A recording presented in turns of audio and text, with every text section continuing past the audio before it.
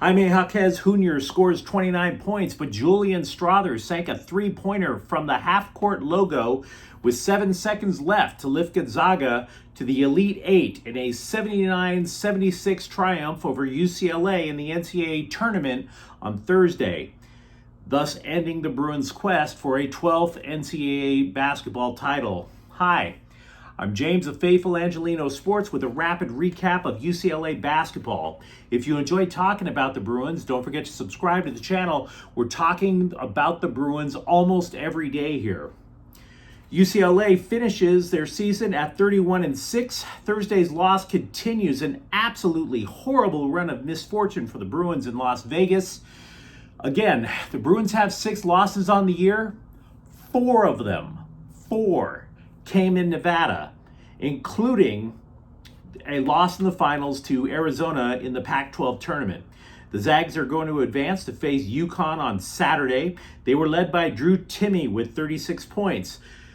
The teams had played 2 terrific games in the NCAA tournament before. This was the rubber match. Gonzaga now leads 2-1. This is a loss that's going to linger.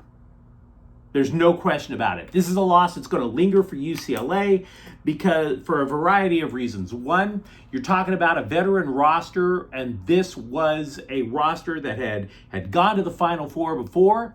There were seniors. There were NBA prospects on this roster. There was all kinds of reasons to believe that UCLA had a legit shot at that title. And the other reason that this loss is going to be extremely painful is because the Bruins were, frankly, they were kicking the hell out of Gonzaga in the first half. The Zags were extremely careless with the basketball. They committed 9 turnovers in the first half alone, which led to 19 Bruins points. And UCLA had built a 13-point lead at halftime. In my opinion, there were 3 things that led to UCLA's downfall. And 2 of them are kind of joined together. The primary one is that the Bruins absolutely got smashed on the boards. Gonzaga, they kept getting possession after possession after possession because it built a 50-26 rebounding advantage on the boards. That should have never happened, ever, because UCLA is a superior defensive team and they were also taller than Gonzaga. However, the second reason is Adem Bona didn't play.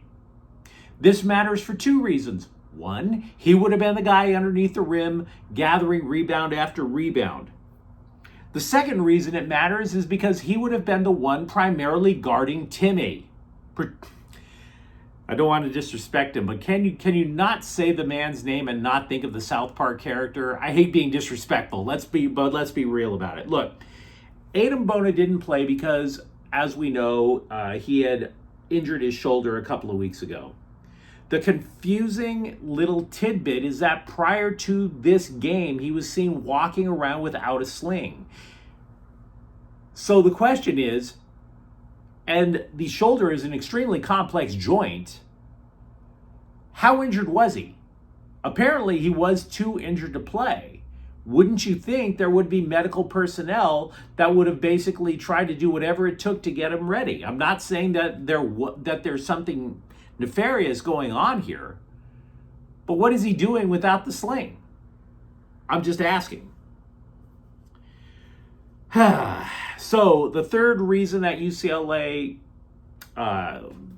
lost that massive lead is they went 9 full minutes without a field goal. 9. It is true that the Bruins had 3 players in double figures, but only Jaquez passed 20 points. The entire offense pretty much went through him. He scored 29. Going into the game, my concern for Gonzaga, if you will, was that they only had one true offensive option, and that was Timme.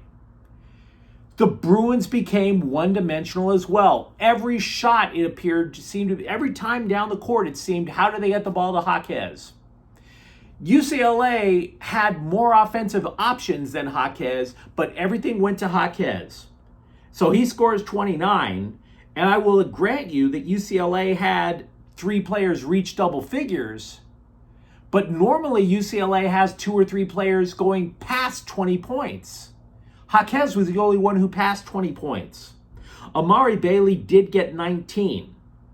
His three-pointer capped a terrific rally for the Bruins.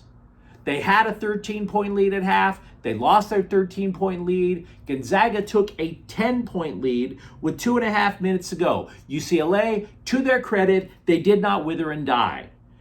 Bailey's three-pointer lifted the Bruins to a 76-75 lead with 13 seconds left to go.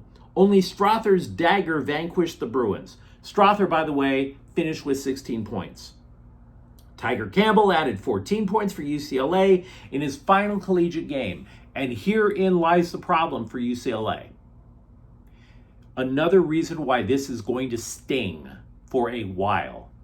It is very true that the recruits coming into the Bruins are highly regarded. UCLA has a terrific recruiting class coming in. Mick Cronin is a terrific coach. He knows how to put a team together, and he knows how to recruit. But Campbell, senior, Jaquez, senior, Bailey. The talk about Bailey was he was only going to play 1 year at UCLA. You're losing as many as 3 starters off of this team. 2 of them being seniors, which means they're the ones who had the experience to know what to do in crunch time. So yeah, you're going to be replacing these guys, and they are highly thought of. But make no mistake, this was UCLA's best shot at that 12th title. That team next year may be too young to compete for an NCAA title. It's going to be a vastly different looking roster next year. So to repeat, UCLA's shot at a 12th NCAA title goes by the wayside in a 79-76 loss to Gonzaga on Thursday night. If you enjoyed talking about this game, or if you enjoyed talking about UCLA, don't forget to subscribe to Faithful Angelinos. We're talking about UCLA athletics virtually every day here.